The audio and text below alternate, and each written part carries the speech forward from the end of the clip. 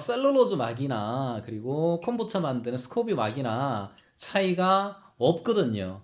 오늘은 콤부차에 대해서 얘기를 좀 드릴까 합니다. 저희가 콤부차를 생산한 지가 벌써 10년이 지나고 있어요. 물론 이제 콤부차가 그 전부터 훨씬 오래 전부터 우리가 알고 있는 그런 이제 건강 음료로 많이 사용하고 있죠.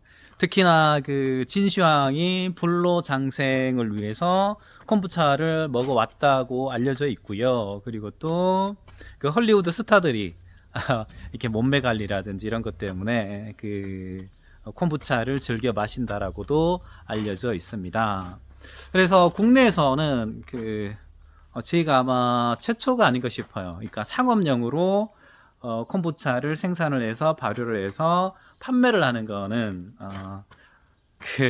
제가 알기로는 초산정이 최초가 아닌가 싶습니다. 이제 그런 지가 벌써 10년이 지나고 있어요. 10년이 지나고 있는데 여기는 지금 저희 식초 숙성실인데 여기에는 콤부차도 같이 있거든요. 그래서 콤부차를 한번 보게 되면 콤부차 있습니다. 21년 11월 30일 날 숙성실 들어온 콤부차네요. 여기도 보면 21년 11월 달 넘어온 콤부차가 있습니다.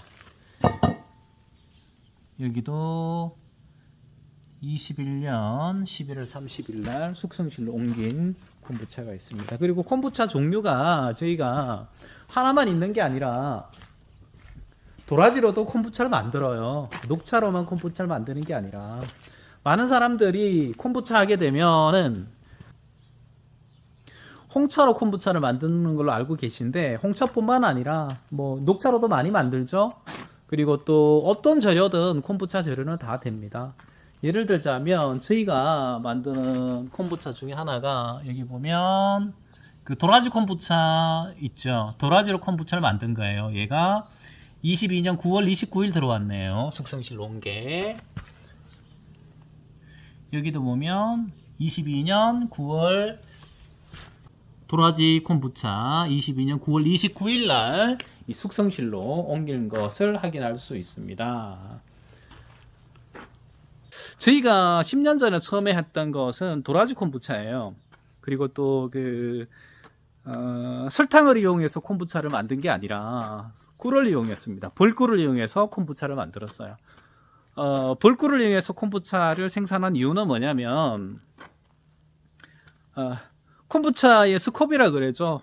예를 미생물 같은 경우는 당분을 이용해서 발효를 통해서 그 탄산도 넣으면서 그 새콤한 신맛의 콤부차가 되는데 설탕뿐 아니라 단맛이 있는 것 같은 경우는 콤부차 미생물의 먹이가 다 될 수 있습니다. 꿀도 가능하고요. 그리고 조청, 우리가 알고 있는 조청도 가능하고요.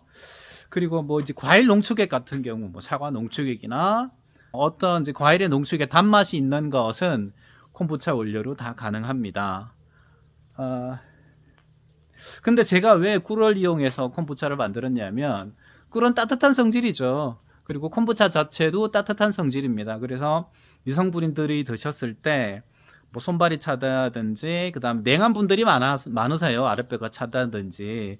그래서 뭐 어떤 시너지 효과를 높이는 그런 그 어떤 효과를 기대하기 위해서 이제 설탕이 아니라 그리고 또 꿀을 이용해서 근데 영양가 면에서도 훨씬 더 좋겠죠. 그래서 꿀을 이용해서 콤부차를 처음 생산을 했습니다. 콤부차 만들 때 보통 그 설탕을 많이 쓰시는데 설탕이 아니라 모든 단맛이 나는 거 가능하다라는 말씀을 드리고 싶어서 좀 서론이 길었어요. 근데 이게 단맛이 나는 것 중에 안 되는 게 있어요. 그게 뭐냐면 인위적인 감미료, 그러니까 스테비오 사이더라든지 아니면 뭐 아사파펌이라든지 이런 거는 단맛이 들어가더라도 미생물이 활용을 못 합니다. 그래서 발효가 안 돼요. 그리고 또 하나 더 있어요. 우리가 많이 알고 있는 그 자이리톨. 자이리톨 같은 경우도 얘는 발효가 안 됩니다. 얘들 쓰시면 안 돼요. 그리고 나머지 단맛 나는 거 설탕이라든지 조청이라든지 뭐 꿀이라든지 이런 것 같은 경우는 그 콤부차 미생물이 활용할 수 있기 때문에 발효가 잘 일어난다라는 거 그 콤부차 발효를 하고 있습니다. 이 저희 발효실은 저희가 총 4군데의 발효실이 있어요. 그 중에 콤부차 발효하는 것도 있고, 그리고 또 이제 뭐 식초 발효하는 것도 있는데, 지금은 여기가 콤부차 발효실입니다. 그럼 콤부차 발효 상태 한번 볼까요?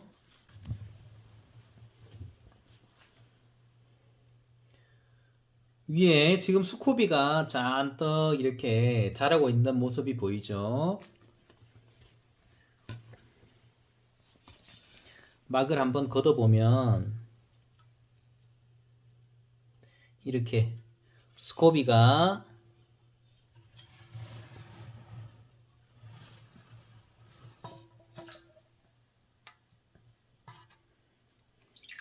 이렇게 지금 스코비가 잔뜩 자라고 있는 모습이 보입니다. 간혹 혼동할 수가 있어요. 그러니까 식초를 만들면서 셀룰로즈 막이나 그리고 콤부차 만드는 스코비 막이나 차이가 없거든요. 그래서 얘를 어떤 방식으로 만드는 거에 따라서 식초로 만드는 셀룰로즈 막이 될 수도 있고 아니면 콤부차 막이 될 수 있다라는 거. 얘는 발효한 지가 3일째입니다. 콤부차를 생산하면서 설탕의 농도 아니면 꿀의 농도 얘네들은 어느 정도 사용하냐면 보통 한 10브릭스 안팎 정도 씁니다. 그러니까 콤부차 만들 액이 뭐 10리터다 라고 하게 되면 설탕은 보통 1kg 정도 사용을 많이 하죠. 1kg 넣어서 10브릭스 안팎으로 많이 사용하긴 하는데 사실 그 당의 농도는 5브릭스 이상이면 돼요. 그러니까 당의 농도는 5%에서 20% 넘게까지, 그러니까 20% 너무 많이 넘으면 안 되는구나. 한 24% 정도까지 당의 농도는 어떻게 설정하든 관계는 없습니다. 근데 보통 우리가 발효를 잘 하기 위해서 10% 안팎 정도 당의 농도를 맞춰주고 있고요. 당의 농도가 높다면 탄산이 그만큼 많이 발생이 되고 단맛이 높으면서 탄산 높은 그런 콤부차를 맛보실 수 있을 테고요. 당의 농도가 낮으면 탄산보다는 어떻게 이제 새콤한 맛에 중점을 둔 콤부차가 발효가 되지 않나라고 보시면 될 듯 싶습니다. 그래서 보통 당의 농도는 한 10% 정도 보시면 무리가 없을 듯 싶습니다. 오늘은 콤부차에 대한 간단한 안내를 해드렸는데 다음 시간에는 그 직접 콤부차를 생산해 볼 수 있도록 하겠습니다. 녹차나 우리가 흔히 알고 있는 홍차나 이게 아니라 약재를 이용해서 콤부차를 만들어 볼 거예요.